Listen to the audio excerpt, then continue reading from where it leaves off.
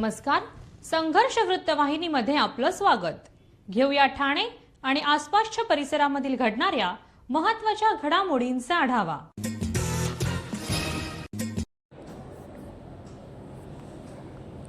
आंतरराष्ट्रीय महिला दिनानिमित्त ठाणे केमिस्ट अँड ड्रगिस्ट असोसिएशनच्या वतीने आयोजित विशेष कार्यक्रम.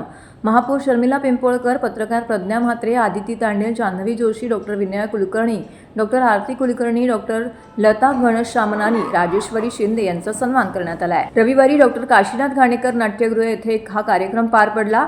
महिलांचा सन्मान हा केवळ एक दिवसापुरता नसतो. महिला आपल्या कर्तृत्वाने प्रत्येक दिवस यशाचा साजरा करतात. म्हणूनच उल्लेखनीय कार्य करणाऱ्या महिलांचा गौरव करण्यासाठी हा विशेष कार्यक्रम आयोजित करण्यात आला असल्याचं आयोजकांनी सांगितलं. यावेळी महापौर शर्मिला पिंपोळकर म्हणाल्या की प्रत्येक स्त्री तिच्या कार्यक्षेत्रामध्ये प्रगती करते. आज 20% पेक्षा अधिक महिला फार्मसी या क्षेत्रामध्ये आहेत. याचा मला अभिमान आहे. केमिस्ट अँड ड्रगिस्ट असोसिएशनचे सचिव सुरेश भट म्हणाले की प्रत्येक पुरुषाच्या यशस्वीतेमागे महिलेचा हात असतो. गेले 3 वर्ष हा कार्यक्रम आयोजित केला जातोय. धकाधकीच्या जीवनात महिलांना मनोरंजन करता यावे या उद्देशाने हा कार्यक्रम आयोजित केला जातोय. यावेळी विलास जोशी, अध्यक्ष रमेश चौधरी, खजिनदार उपस्थित होते. सत्कार सोहळ्यानंतर सायबर सुरक्षिततेचा कार्यक्रम पार पडला. ठाणे केमिस्ट के वतीने आज महिला सत्कार करण्यात आला, काय सांगू? वुमेन सेलिब्रेशन ये एक दिन का सेलिब्रेशन नहीं है. ये जैसे मैं हर बार कह रहा हूँ 365 डेज उनका रहता है. आज हम बोलते हैं ना कि फीमेल और मेल, इसके ऊपर का डिफरेंस मैं आपको एक इन शॉर्ट बताता हूँ.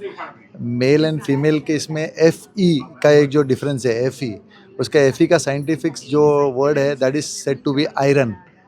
यानी कि एक अगर मेल जो स्ट्रॉन्ग बनता है तो वो आयरन उसके साथ जब फीमेल जुड़ती है तब जाके वो स्ट्रॉन्ग होता है. और फीमेल कितनी स्ट्रॉन्ग है उसके सेल्फ नाम में लिखा हुआ है, फीमेल, इट्स एन आयरन. तो आयरन कंटेंट आज आयरन नहीं है तो आपको भी पता है कि what body how it reacts.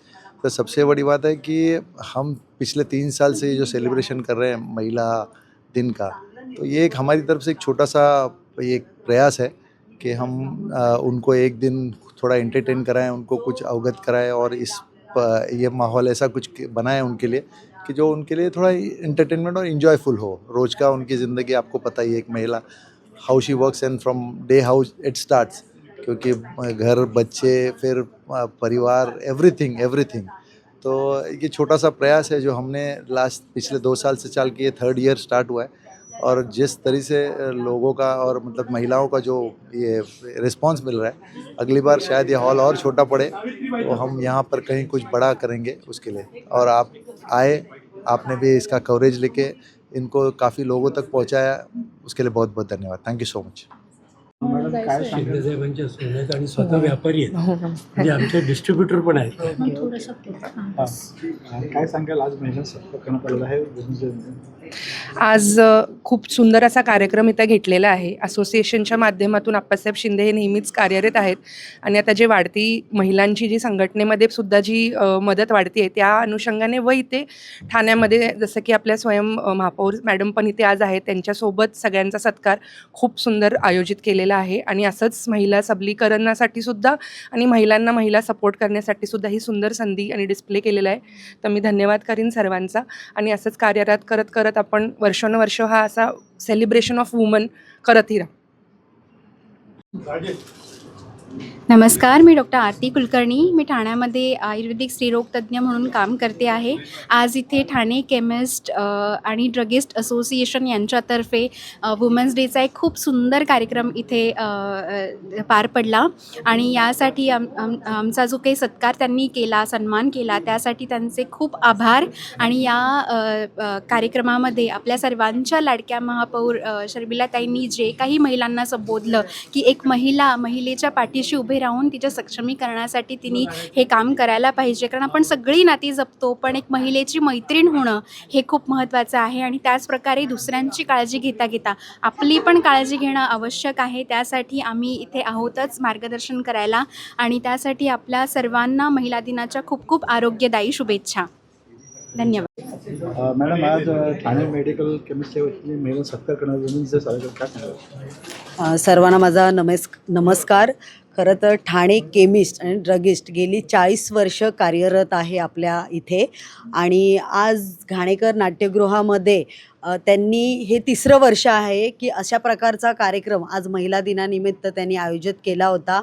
8 super woman ज्या ठाण्यामध्ये कार्यरत आहेत त्यांचा सत्कार सोहळा आज त्यांनी इथे आयोजित केला होता आणि खरंच खूप महिलांचा, ठाणेकरांचा याला चांगला प्रतिसाद आहे.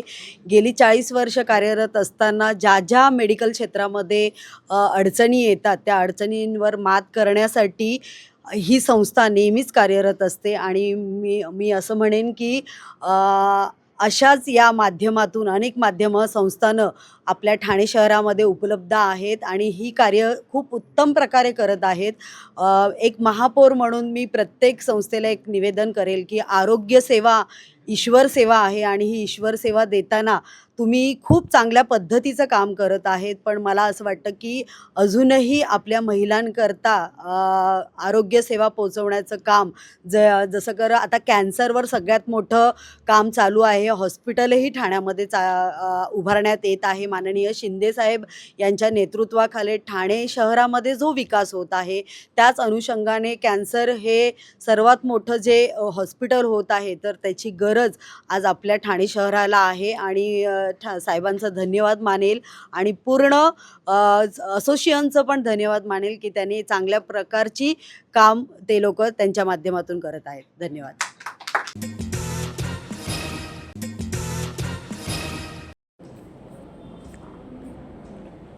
राष्ट्रवादी काँग्रेस शरदचंद्र पवार पक्षाच्या वतीने ठाणे शहर जिल्हा मध्यवर्ती कार्यालयात पक्षाचे राष्ट्रीय सरचिटणीस आमदार डॉक्टर जितेंद्र आव्हाड यांच्या उपस्थितीमध्ये इफ्तार पार्टीचं मोठ्या प्रमाणात आयोजन करण्यात आलं होतं.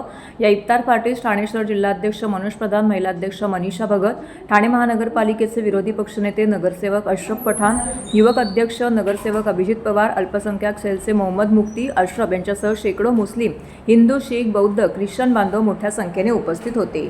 यावेळी त्यांनी एकमेकांना रमजानच्या शुभेच्छा देखील दिल्या.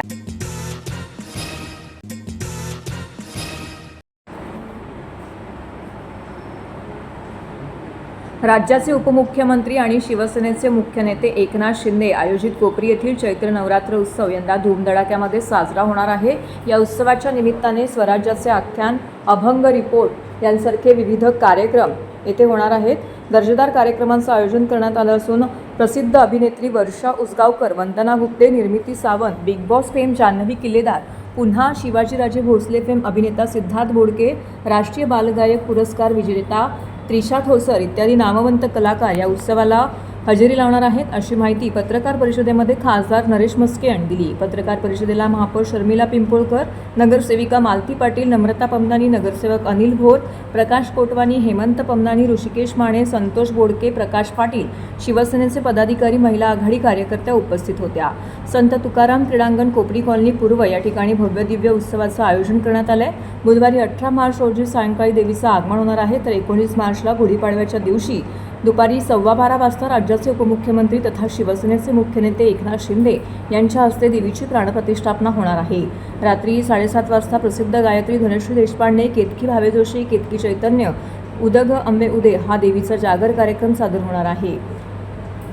याशिवाय उत्सवामध्ये रोज देवीचे मंगलाभिषेक, सप्तशती पाठवाचन, सामूहिक देवी राजोपचार पूजन, देवीचे अर्चन, मध्यान्ह आरती, सहस्त्रचंडी याग, सांज आरती इत्यादी कार्यक्रम नित्यनेमाने होणार आहेत. तरी नागरिकांनी या सर्व कार्यक्रमाचा आस्वाद घ्यावा असं आवाहन यावेळी करण्यात आले.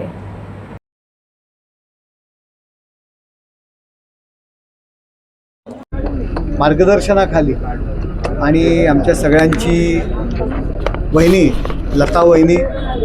लता एकनाथ शिंदे सौ यांच्या मार्गदर्शनाखाली या उत्सवाचं आयोजन या ठिकाणी केलं जातं. संपूर्ण धार्मिक वातावरणामध्ये हा उत्सव या ठिकाणी केला जातो आणि यावर्षी थोडासा उत्साह आमचा जास्त आहे. ठाणे पूर्व विभागामध्ये हा उत्सव आहे आणि आमच्या ठाणे पूर्वच्या महापौर शर्मिला पिंपळकर ठाणे पूर्वच्या महापौर आहेत आणि त्याच्यामुळे हा उत्साह आमच्या पदाधिकारी आणि कार्यकर्त्यांवरती यावर्षी जास्त आहे. देवीची कृपा आमच्या ठाणे पूर्ववर झालेली आहे आणि विविध सांस्कृतिक कार्यक्रमांचं आयोजनसुद्धा आम्ही केलेलं आहे. त्याच्यामध्ये स्त्रीशक्तीचा जागर आहे, त्याचबरोबर जो स्थानिक भूमिपुत्र आहे त्यांच्यावरती आगरी कोळी संस्कृतीचं या ठिकाणी जे सांस्कृतिक महोत्सव आहे तो सुद्धा त्या ठिकाणी होणार आहे. माता की चौकी आहे, स्वराज्याचं आख्यान छत्रपती संभाजी महाराजांवरती एक वेगळ्या स्वरूपामध्ये त्या ठिकाणी सिद्धार्थ बोडके हे सादर करणार आहेत आणि अभंग रिपोस्ट हा नावाजलेला कार्यक्रम जो संत साहित्य एक वेगळ्या स्वरूपात तरुणांमध्ये लोकप्रिय व्हावं या हेतूने या कार्यक्रम जो महाराष्ट्रामध्ये नव्हे तर संपूर्ण हिंदुस्थानामध्ये एक मराठी भाषेवरती तो केला जातो. अभंग रिपोस्ट या कार्यक्रमाचं आयोजन आहे. छोटे उस्ताद बालकलाकार आहेत जो विविध क्षेत्रामध्ये गायनाच्या क्षेत्रामध्ये आघाडीवर आहेत, त्यांचंसुद्धा या ठिकाणी कार्यक्रम आहेत. दांडिया रास आहे आणि विविध मराठी कलाकार मग वंदना गुप्ते असतील, निर्मिती सावंत असतील, वर्षा उजगावकर असतील, हे सर्व विविध कार्यक्रमाला उपस्थित राहणार आहे आणि त्यांचासुद्धा सत्कार यावेळी या मराठी कलाकारांचा केला जाणार आहे. सर्व नागरिकांना आवाहन करण्यात येत आहे की सध्या डासांमार्फत पसरणाऱ्या डेंग्यू या आजाराचा प्रसार रोखण्यासाठी प्रत्येकाने पुढील प्रमाणे कार्यवाही करावी. डेंग्यू आजार एडिस इजिप्ती हा डास चावल्याने होतो. या डासांची पैदास साचलेल्या किंवा साचवलेल्या स्वच्छ पाण्यामध्ये होते. 8 दिवसांपेक्षा जास्त दिवस पाणी उघडे व साचून राहिल्यास त्यात डास अंडी घालतात. अंड्यांच्या अळ्या तयार होऊन पुढे डास तयार होतात. यासाठी आपल्या घरातील पाणीसाठे उदाहरणार्थ बॅरल्स, पिंपे, टाक्या, हौद, रांजणे इत्यादी दर आठवड्याला रिकामे करून घासून पुसून कोरडे करून पुन्हा भरावे. 1 दिवस कोरडा दिवस म्हणून पाळावा. पाणी साठ्यांना घट्ट झाकणे बसवावीत किंवा जुनी साडी, चादर, धोतर यांनी बांधून झाकून ठेवावीत, म्हणजे डास त्यात जाऊन अंडी घालणार नाहीत. घराच्या गच्चीवर, आजूबाजूला, अंगणात कोठेही पाणी साचू देऊ नये. भंगार सामान उघड्यावर टाकू नये. उदाहरणार्थ टायर्स, प्लास्टिक सामान, कुंड्या, टाकाऊ वस्तू इत्यादी. अशा सामानात पावसाचे पाणी साठून त्यात डेंग्यूच्या डासांची पैदास होते. घरातील कूलर्स, फ्रीजच्या पाठीमागील ट्रे हे देखील वेळोवेळी कोरडे करावेत. लक्षात ठेवा, नुसत्या फवारणीने डास घनता कमी होत नाही, तर त्यासाठी डास पैदास ठिकाणे नष्ट करणे ही आपल्या सर्वांची जबाबदारी आहे. कोणताही ताप अंगावर न काढता जवळच्या शासकीय रुग्णालयात मोफत औषधोपचार घ्या. अशा प्रकारे नागरिकांनी सहकार्य केल्यास डेंग्यूचा प्रसार रोखणे सहज शक्य आहे.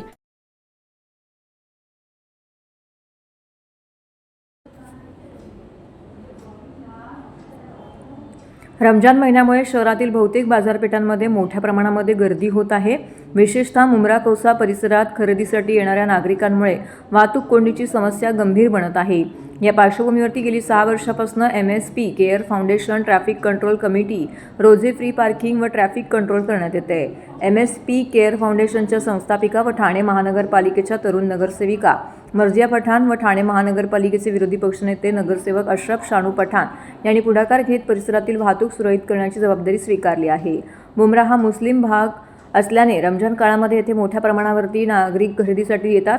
मुंबई, ठाणे, पनवेल, शिळफाटा, कल्याण फाटा, तळोजा इत्यादी भागांमधूनही मोठ्या संख्येने रहिवासी मुंब्रा बाजारपेठेमध्ये येत आहेत. त्यामुळे राष्ट्रीय महामार्ग क्रमांक 4 वर मोठी वाहतूक कोंडी निर्माण होत होती. विशेषतः रात्रीच्या वेळी स्टेशन ते कौसा या सुमारे 3 किलोमीटर अंतर पार करण्यासाठी वाहनांना 1.5 तासांहून अधिक वेळ लागत होता. या समस्येवरती तोडगा काढण्यासाठी नगरसेविका मर्जिया पठाण, विरोधी पक्षनेते अशरफ शानू पठाण यांनी सुमारे 200 तरुणांची फौज उभी केली आहे. हे स्वयंसेवक दर 200 मीटर अंतरावरती उभे राहून वाहतूक नियोजन करण्याचं काम करत आहेत. विशेष म्हणजे कायदा व सुव्यवस्था राखण्यासाठी मर्जिया पठाण स्वतःही रात्रभर रस्त्यावरती थांबून पोलीस यंत्रणेला मदत करत आहेत. त्यांच्या या पुढाकारामुळे रमजान काळातील वाहतूक कोंडी कमी करण्यास मदत होत असल्याची भावना नागरिकांकडून व्यक्त केली जाते. या उपक्रमाविषयी अधिक माहिती नगरसेविका मर्जिया पठाण व विरोधी पक्षनेते अशरफ शानू पठाण यांनी प्रसारमाध्यमांशी बोलताना दिली आहे. सुरू आहे, पण मुंब्र्यामध्ये वाहतूक कोंडीचा सामना करावा लागतो. मात्र दरवर्षी आपण स्वतः रस्त्यावर उतरून ही वाहतूक कोंडी दूर करत असता. काय सांगाल याबद्दल? MSP केअर फाउंडेशन मागच्या 6 वर्षापासून रमजानच्या महिन्यात स्वतःचे व्हॉलंटियर्स लावून मुंब्रा कौसाची ट्रॅफिक सुधारणा करण्याचा प्रयत्न करत आहे. कारण की रमजानच्या महिन्यात लोक बाहेरून पण खूप येतात मुंब्रामध्ये आणि आमच्या सर्वांचं एक हा संकल्प आहे की मुंब्राची आपल्याला इमेज अपलिफ्ट करायची आहे. मग बाहेरून पण लोक येत आहे मुंब्रामध्ये. खारघरकडून लोक येत आहे, पनवेल, राबोडी सगळीकडून लोक आता मुंब्रामध्ये यायला चालू केलं आहे खाऊगलीसाठी, शॉपिंगसाठी. मग आमची जबाबदारी आहे त्या लोकांना सर्व करायला. And I am happy to serve them. कारण प्रशासनाकडे एवढे मॅनपॉवर नाही आहे. जेव्हा कधी आपण प्रशासनाला सांगते, रिक्वेस्ट करते, तर आपल्या सोबत कॉपरेट करत आहे, पण त्यांच्याकडे एवढा मॅन पॉवर नाही एवढी ट्रॅफिक हँडल करायला. मग त्यांच्यावर फक्त त्यांचं एक्सक्यूज ऐकून, त्यांचं कारण ऐकून आपण असंच बसू शकत नाही ना. आपल्या शहरात तर आपल्याला पण काहीतरी कॉन्ट्रीब्यूट करावं लागेल, म्हणून आपण आपले स्वतःचे व्हॉलंटियर्स लावतात. ऐसा है कि इसकी स्थापना जो एक कमेटी है, ट्रैफिक कंट्रोल कमेटी, मेरी बेटी मर्जिया शानू पठान ने की थी, और पुलिस आरटीओ डिपार्टमेंट के पास वार्डन की कमी होने के कारण ये संकल्प लाया था. मुमरा के अंदर पार्किंग के ग्राउंड नहीं है और पार्किंग की समस्या है. ऐसे ही यहाँ पे पूरे महाराष्ट्र से लोग शॉपिंग करने और खाऊ गली के लिए आते, सभी जात के धर्म के लोग आते. तो उसको ध्यान में रखते हुए उसने आरटीओ के साथ कुछ वार्डन दी और ग्राउंड की पार्किंग अलॉटमेंट करी और टॉयलेट अवेलेबल की. आज ये वर्ष उसका 6वां वर्ष है. तो यही हमारी सूचना है कि लोग ग्राउंड में पार्किंग करें, रास्ते में ना करें, ताकि उनकी गाड़ियों का नुकसान ना हो और आप सेफ से अच्छे से अपने त्योहारों का लुत्फ उठाइए. सभी देशवासियों को, महाराष्ट्र के लोगों को रमजान मुबारक, ईद मुबारक और साथ ही में हमारे नवा वर्ष गुड़ी पाड़वा मुबारक.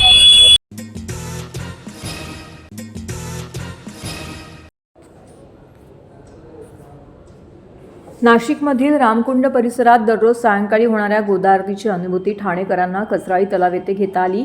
श्री गोपिनेश्वर सांस्कृतिक न्यास आणि ठाणे महानगरपालिका यांच्या संयुक्त विद्यमाने गुढीपाडवा व नववर्षाच्या निमित्ताने गेल्या 25 वर्षापासून भव्य स्वागत यात्रेचं आयोजन केलं जात आहे. यंदा या यात्रेचे 26वे वर्ष असून त्या निमित्ताने हा विशेष कार्यक्रम आयोजित करण्यात आला. मागील वर्षी उपवन तलावातील अहिल्यादेवी घाटावरती हरिद्वाराच्या धर्तीवरती गंगा महाआरती आयोजित करण्यात आली होती. त्यावेळी वाराणसी येथील पंडितांनी विधी पार पाडला होता. यंदा ही परंपरा कायम ठेवत नाशिकच्या धर्तीवरती गोदा आरतीचं आयोजन करण्यात आलं होतं. त्यासाठी नाशिकमधील अनुभवी पुरोहित मंडळी ठाण्यामध्ये दाखल झाली होती. या सोहळ्यात मंत्रोच्चार, शंखानाद, दीपप्रज्वलनाच्या पारंपरिक विधींसह नदीची पूजा करण्यात आली. जलस्रोतांचे पावित्र्य जपण्याचा आणि पर्यावरणाचा संवर्धनाचा संदेश यावेळी देण्यात आला आहे. नाशिकला जाऊन आरतीचा अनुभव घेताना आलेल्या अनेक नागरिकांनी या सोहळ्यात मोठ्या संख्येने सहभाग घेतला. या भक्तिमय कार्यक्रमाला ठाण्याच्या महापौर शर्मिला पिंपोळकर, उपमहापौर कृष्णा पाटील, नगरसेवक राजेश मोरे, नारायण पवार, नगरसेविका माधुरी मेटांगे, काजल गुणीचंद, श्री गोपिनेश्वर संस्कृत न्यासाचे सदस्य उपस्थित होते.